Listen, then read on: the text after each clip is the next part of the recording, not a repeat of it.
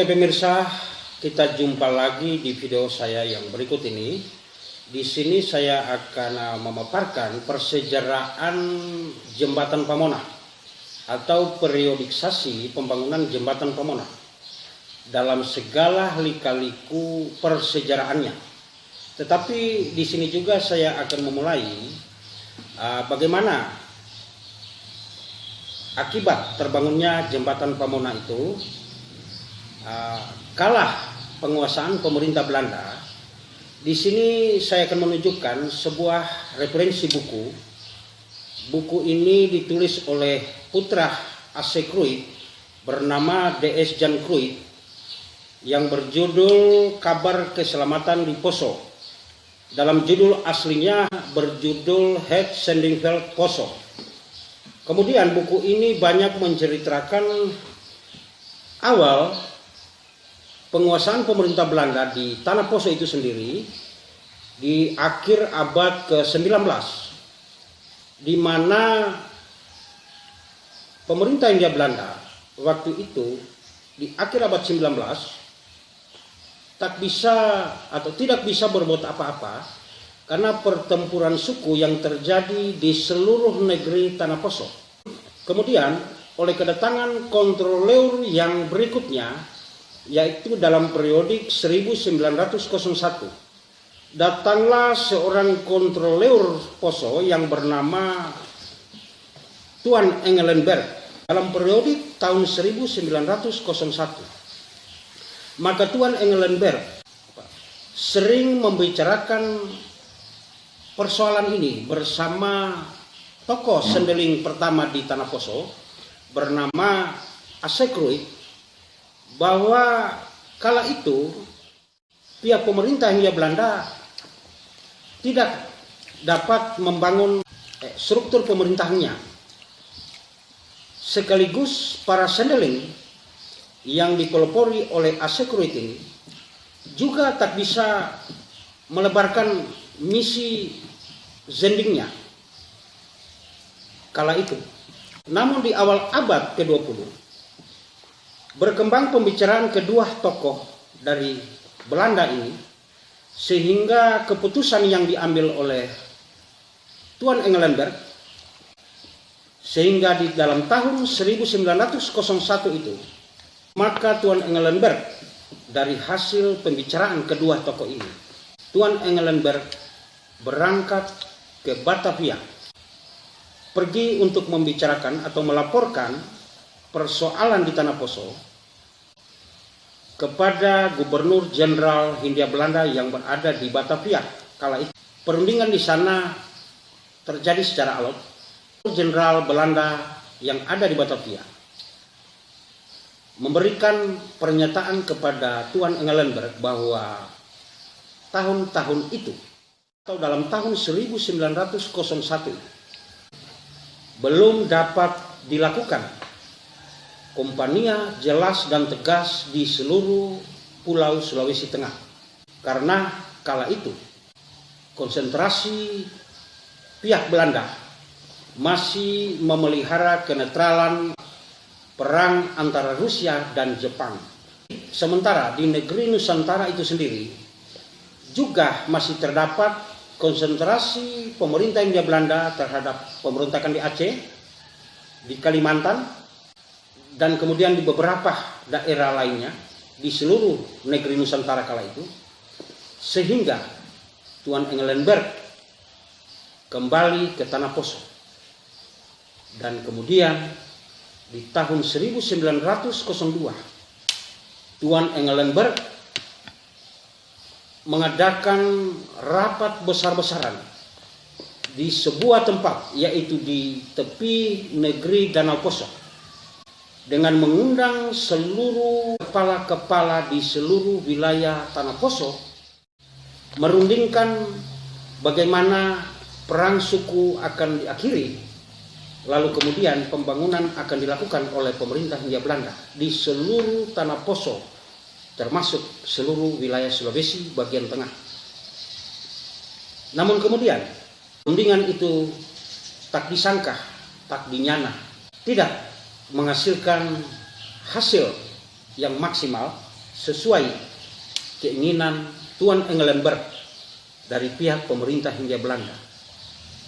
Akhirnya, pemberlakuan Kompania jelas dan tegas dari pemerintah Hindia Belanda di seluruh wilayah Sulawesi bagian tengah, khususnya di Tanah Poso, barulah terjadi di dalam periodik tahun 1905 hingga di dalam periodik 1906 yang berakhir tahun 1907 di wilayah negeri Mori.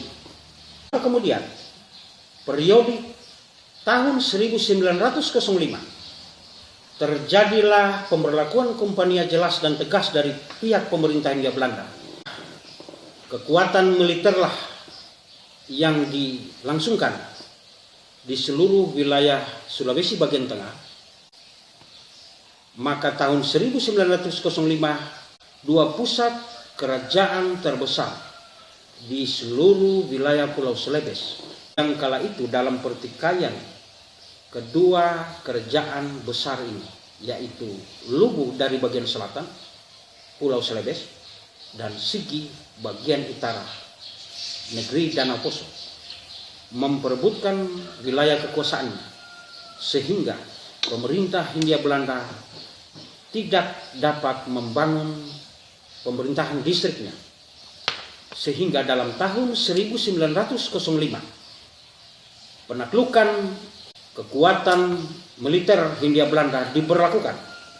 Maka digempurlah kerajaan Sigi, Napu, Parigi, termasuk Poso bagian utaranya, ditaklukkan dan diturunkan ke wilayah lembah daratan guna untuk kepentingan Hindia Belanda membangun pemerintah distriknya. Lalu kemudian dalam periode tahun 1906 terjadi penguasaan Hindia Belanda di seluruh wilayah negeri Danau Poso. Maka dalam hasil pemetaan Hindia Belanda terdapatlah sebuah kekuatan perbentengan di seluruh wilayah negeri Danau, yaitu perbentengan Tamungkudena di bagian utara timur Danau Poso. Sehingga dalam periode Desember 1906 pemerintah Hindia Belanda melakukan penggempuran terhadap perbentengan Tamungkudena yang menurut Asekrui perbentengan itu adalah perbentengan Tobingkem Poso dan Toondak. Di dalam awal Desember 1906 itu perbentengan Tamungkudena dikuasai oleh militer Hindia Belanda. Maka di akhir Desember itulah pemerintah Hindia Belanda melalui Letnan Peskuil, Tuan Talasa dan Tuan Nayawan menurunkan sebagian penghuni perbentengan Tamungkudena bersama seluruh warga kampung-kampung Semperonda yang berada di sekitar perbentengan Tamungkudena. Terdapatlah seorang tokoh kala itu yang dikenal dengan nama Tanto Gia. Beliaulah tokoh dari Tamungkudena membangun kampung pertama atau kampung awal Kampung Sawidago bernama Ratodena dalam Desember akhir tahun 1906. Sekaligus seluruh kampung-kampung di atas gunung di seluruh wilayah negeri Danau serta merta diturunkan ke seluruh daratan lembah negeri Danau itu sendiri. Maka pemerintah Hindia Belanda kala itu dalam periode akhir tahun 1906 hingga dalam tahun 1909 menurunkan seluruh masyarakat Pamona yang tinggal di atas gunung ke seluruh lembah daratan wilayah Lembang Pamona. Hingga dalam tahun 1909 pemerintah Hindia Belanda membangun distrik di pusat distrik negeri Danau itu sendiri dikenal dengan distrik Tentena. Maka kala itu pemerintah Hindia Belanda melakukan gebrakan pembangunan di segala bidang. Di kala itulah pembangunan terjadi dan Tuan Tantogia yang berada di Ratodena atau Kampung Ratodena mendapat kepercayaan untuk membangun sebuah jembatan yang disebut Jembatan Pamona. Di kala pembangunan Jembatan Pamona dilakukan saat Kampung Pamona yang berada di bagian barat Danau Poso dibangun. Di sini juga kami akan menunjukkan bukti sejarah tertulis bahwa bagaimana Tuan Tantogia membangun Jembatan Pamona itu. Kami dapat menunjukkan bukti otentik tertulis. Ini adalah hasil wawancara tahun 1979 terhadap tokoh-tokoh leluhur yang turut langsung dalam pembangunan jembatan itu, yang kemudian di dalam tahun 1980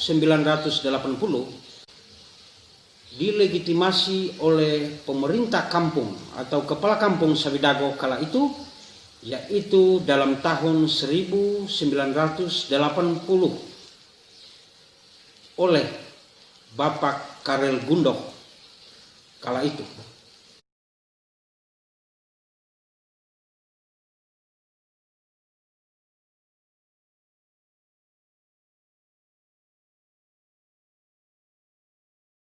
Di sanalah terjadi pembangunan gotong royong Wingkem Poso atau Wingkem Poso membangun Jembatan Pamona dipimpin oleh Tuan Tantogia, dan jembatan itu sendiri diperuntukkan jalur lintas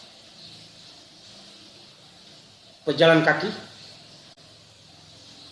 untuk kepentingan jalur lintas distrik Tentena dengan Kampung Pamona dan sekitarnya.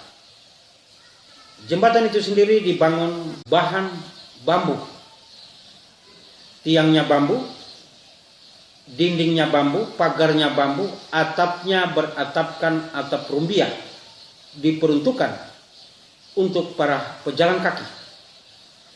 Pembangunan itu terjadi dalam periode tahun 1917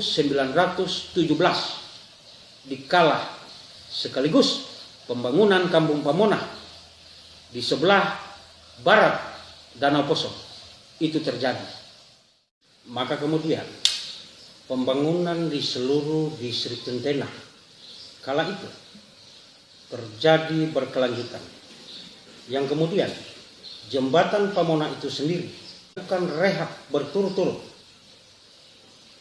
hingga di dalam periode tahun 1939 kala DS Jan Kruik yang menggantikan ayahnya Asek Kruik sebagai direktur sekolah Opo di Pendolo, yang dalam rencananya dalam tahun 1938 bahwa sekolah itu sendiri akan dipindahkan ke pusat distrik Tentena, yaitu di sebuah bukit Pamona bagian barat Danau Poso itu sendiri.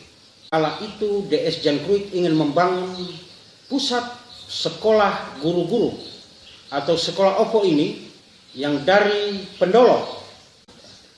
Rencana dari DS Jan Kruik dalam periode tahun 1938 barulah terjadi dalam periode tahun 1939 kala agresi pemerintah Jepang akan segera masuk di seluruh wilayah Tanah Poso kala itu. Maka kemudian dalam periode tahun 1939 kepemerintahan distrik Tentena mendukung pembangunan perpindahan dan pembangunan sekolah Opo di sebuah bukit Pamona itu. Maka dalam periode itulah tahun 1939 terjadi gotong royong yang besar oleh 11 kampung di bawah pimpinan pemerintah distrik kala itu. Dibangunlah jembatan yang kedua berdasarkan asas gotong royong seluruh Topamona Baree yang ada di wilayah negeri Danau. Maka pembangunan itu dilakukan di mana jembatan yang lama yang berbahan bambu itu sendiri dibongkar total, digantikan dengan jembatan yang baru berbahan baku kayu, tiangnya kayu, dindingnya kayu, pagarnya kayu, beratapkan atap rumbia. Untuk pejalan kaki roda 2 dan roda 4. Manakala itu bahan-bahan kayunya sendiri, dindingnya, jembatannya, bahan-bahannya itu diambil dari wilayah Omboa yang kita kenal saat ini adalah wilayah Toinasa dan Taipa. Dialirkan di aliran danau sampai ke titik pembangunan jembatan itu sendiri. Kemudian sebagiannya lagi diambil di wilayah Teura yang kala itu dikenal dengan wilayah Sapah. Dialirkan di aliran danau sampai ke titik pembangunan jembatan itu sendiri. Kemudian bahan-bahan tiangnya yang akan ditancapkan ke dalam air danau itu sendiri itu diambil di wilayah Ondae. Warga Ondae, Pamona Baree di sana bergotong royong secara bersama-sama. Mengambil pohon-pohon kacang yang besar-besar dan kuat diperuntukkan untuk tiang-tiang jembatan Pamona itu sendiri oleh masyarakat Pamona Baree yang ada di wilayah Ondae. Mengangkut semua bahan-bahan kayu kacang yang diperuntukkan untuk tiang-tiang jembatan itu dengan menarik dengan tenaga sapi yang dikenal kala itu bernama roda dan pacende. Diangkat melalui jalan lintas dari Ondae dengan kekuatan sapi mengikuti ruas jalan setapak menuju ke negeri Danau Poso itu sendiri, yaitu ke titik pembangunan jembatan Yondom Pamonah kala itu. Dalam periode tahun 1939 itulah terjadi gotong royong yang besar oleh 11 kampung di bawah pimpinan pemerintah distrik kala itu. Dibangunlah jembatan yang kedua berdasarkan asas gotong royong seluruh Topamona Baree yang ada di wilayah negeri Danau. Maka pembangunan itu dilakukan di mana jembatan yang lama yang berbahan bambu itu sendiri dibongkar total, digantikan dengan jembatan yang baru berbahan baku kayu, tiangnya kayu, dindingnya kayu, pagarnya kayu, beratapkan atap rumbia.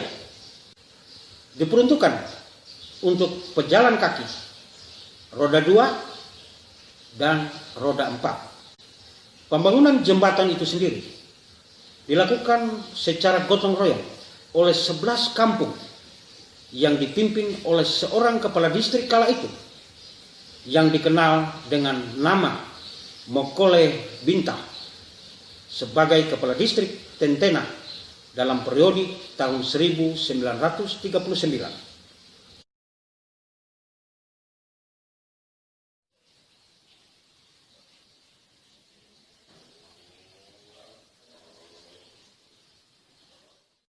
Beliau juga sama dengan Tuan Tentugia berasal dari kampung Benteng Tamungkudena, bagian utara timur Danau Poso. Itulah pembangunan jembatan Yondom Pamonah atau jembatan Pamonah yang dilakukan secara gotong royong besar-besaran oleh seluruh warga Pamona Baree yang ada di seluruh negeri Danau.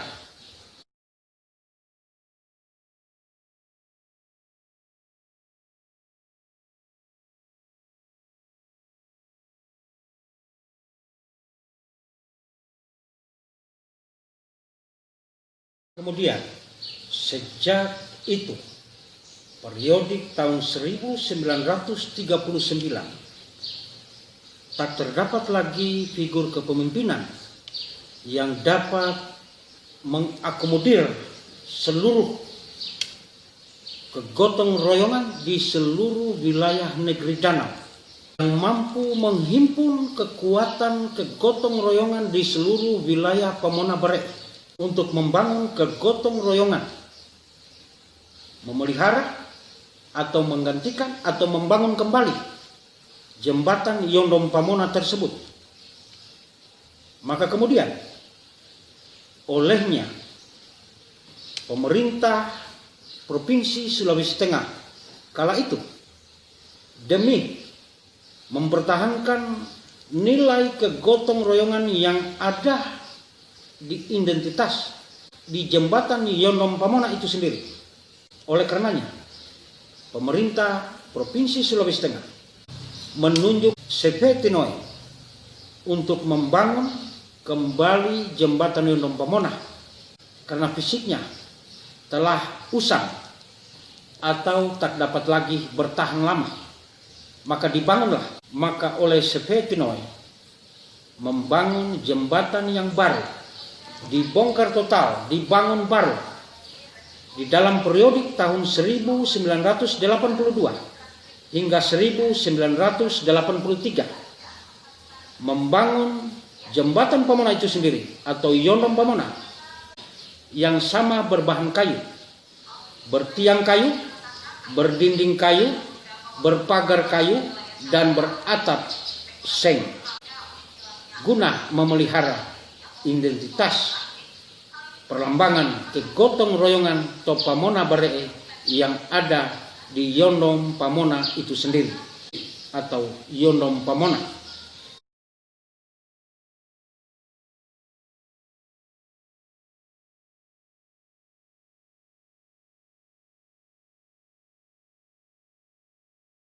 Kemudian jembatan Yondom Pamona yang dibangun tahun 1982 itu diperuntukkan untuk perhubungan antara pemerintah Kecamatan Tentena bersama Kecamatan Badah yang berada di wilayah barat Danau Poso itu sendiri.